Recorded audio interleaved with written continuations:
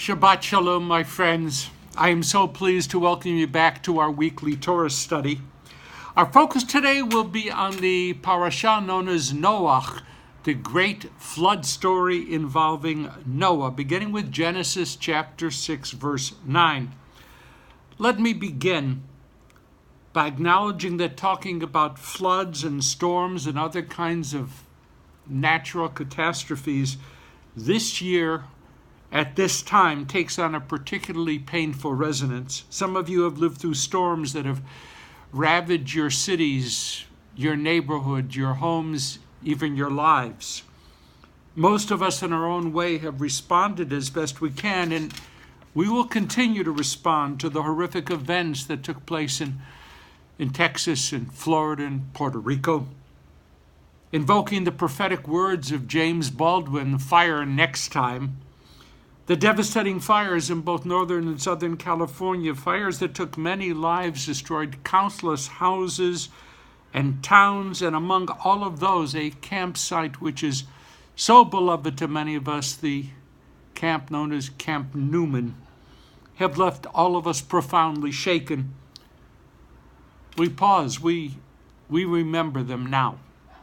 To our text. Just on Saturday morning in a fantastic Hever Torah class that I teach at University Synagogue, one of those sitting around the table was profoundly disturbed when I referred to the story of creation as the creation myth. This gentleman views a Torah study as a means of connecting ever more closely with God. And he found the term myth very off-putting. He and I then have had a very fruitful and productive, intense dialogue since then. When I use the word myth, I am not equating it with fiction. A myth carries within it profound truths that shape our understanding of our world. A myth may emerge out of shared experiences or shared dreams or shared visions. A myth might be ahistorical or non-historical, or perhaps it has some fragments of history interwoven within its story. A myth might speak unassailable truths about the nature of existence and about human nature. A myth might be unique to a given human grouping, or might be shared across ethnic and geographical boundaries. It might even emerge out of a universally shared subconscious. Jung, we can talk about that later. But a myth isn't a lie, and a myth isn't fiction. Modern biblical scholars were not the first to have vindicated that at least some of our sacred books cannot be taken as literally true. Abraham ibn Ezra, a 12th century giant in the field of biblical interpretation and medieval philosophy, just hinted, there are parts of the Torah that simply do not point to an accurate recording of divine revelation. Unfortunately, Ibn Ezra never stated exactly what he meant by this radical statement. He said it, it's a secret, we don't know what he meant.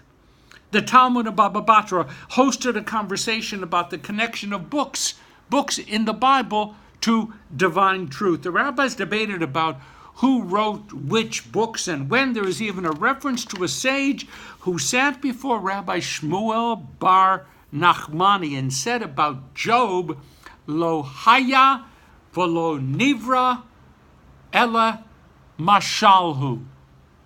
Job never existed. Job never was created. It's a story to teach a point.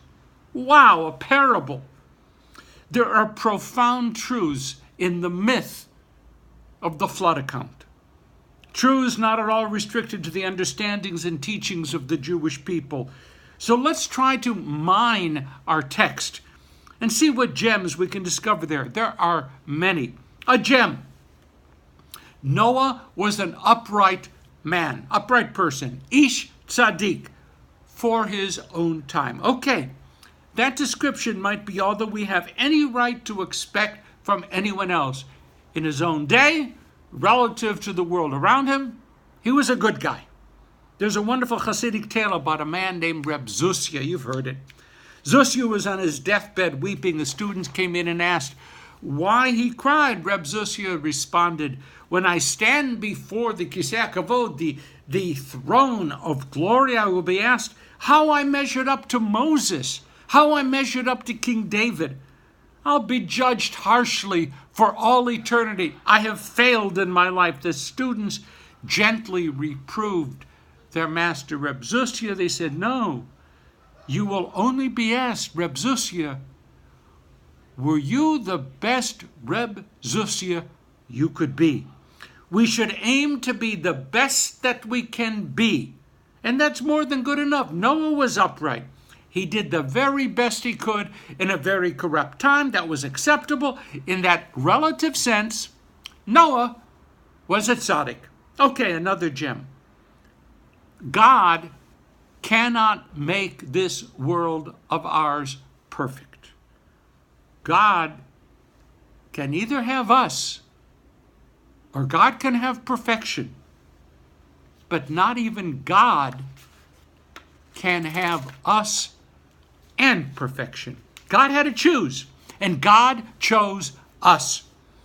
We started with Adam and Eve. They ran into a bit of a fig and serpent problem, and then things went downhill from there. So God, after 10 generations, in our Sedra, tries to start all over again, a new creation.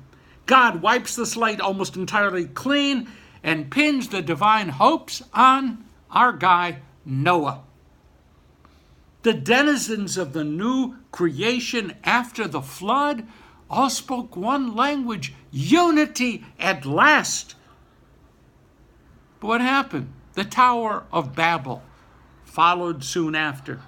So then God compromised, another 10 generations, and focused the divine attention not on all of humankind, but on Abraham and on Abraham's descendants.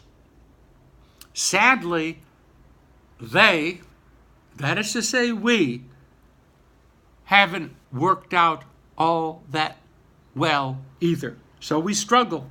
We strive, we succeed, we fail, then we struggle again. It seems that God is signaling that this struggle to be better is worth far more than the perfection of any outcome, which we cannot achieve in any event.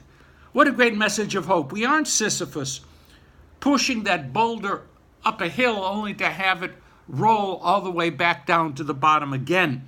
We can make some progress. Tomorrow can be somewhat better than yesterday. If we can do better than those who came before us, then that's good enough. Another gem from the flood myth. A final gem. Something very interesting happens when God tells Noah to build that ark. Noah follows his instructions. He builds the ark. He loads it up. And when the flood came, then that loaded ark floated comfortably upon the surface of the waters. Noah's family inside. While beneath the waters, thousands and thousands of human beings died. Thousands, millions of animals died. The flood myth tells of a horrendous catastrophe, but doesn't even pause to reflect upon it. And as for Noah, Noah doesn't even raise a word of objection. So Noah, this Ish Sadiq B'dorotav, this relatively upright guy, doesn't raise a peep to God. No shouting, no challenging, no barking, bartering, no negotiating. He built the ark, floated off to safety. Abraham directly challenged God about the threatened destruction of Sodom and Gomorrah. Noah, if asked, would have said to you, I was just following orders. The rabbis didn't turn a blind eye here. They sensed that Noah was far from being a moral exemplar. So they praised the chutzpah of Abraham, and they sharply criticized Noah's willingness to just go along no matter what the outcome. My friends, Noah wasn't the first, And we know he wasn't the last to suspend his own critical judgment in the face of authority. So we define the flood story as a myth. And in return, we hold in our souls three precious gems, and believe me, there are many more. One, let's struggle to rise above the crowd. We can be a bit more moral than other people are. And that's a good thing. Second gem, we aren't perfect. We can never be perfect. But we can fulfill the very best that is within us. And that's a very good thing. And finally, feel better. Not even God can be perfect. So my friends, don't let the pursuit of perfection cause us to lose the opportunity to do what is possible in our world to make things a little bit better. Better than yesterday, better than it otherwise would have been, better because we are alive and we're involved. That's it. 3 gems from Noah. That's it for today. And I can't resist. And Noah, he built him, an arky. All right. Have a great Shabbat. And, please share. Share and share. Thanks a lot.